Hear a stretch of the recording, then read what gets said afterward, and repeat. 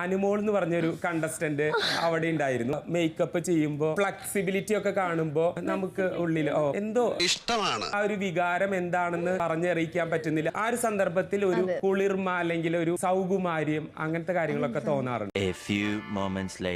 മധുരം കഴിക്കാൻ പാടില്ല, ഒരുപാട് സ്പൈസി ആയിട്ടുള്ള ഫുഡ് കഴിക്കാൻ പാടില്ല. നീ ഇതെല്ലാം ഉപേക്ഷിക്കാൻ എടുക്കണ്ട, ഇതൊക്കെ അവള് യൂസ് ചെയ്യുന്നത്. അതല്ല ഞാൻ ആലോചിക്കുന്നത്, എന്റെ കാര്യത്തിൽ എന്താ ശ്രദ്ധ? നീ അവിടുന്ന് ക്രഷ് എന്ന് പറഞ്ഞാൽ വെറുതെ അല്ല.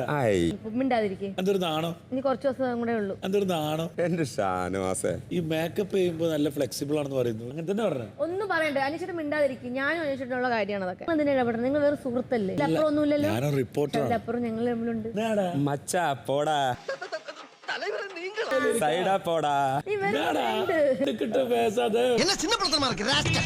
എല്ലാം അങ്ങനെ പേസ മുടിയുമാ?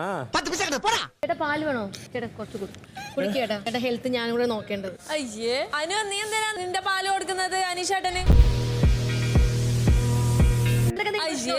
ഒരു കണ്ടസ്റ്റന്റ് ആയി കളിക്കാൻ വന്നത് ക്രഷ് ആയെന്ന് പറഞ്ഞ അന്നേരം തൊട്ട് തുടങ്ങിയേക്കും ഇവളെ ഈ ഇളക്കം.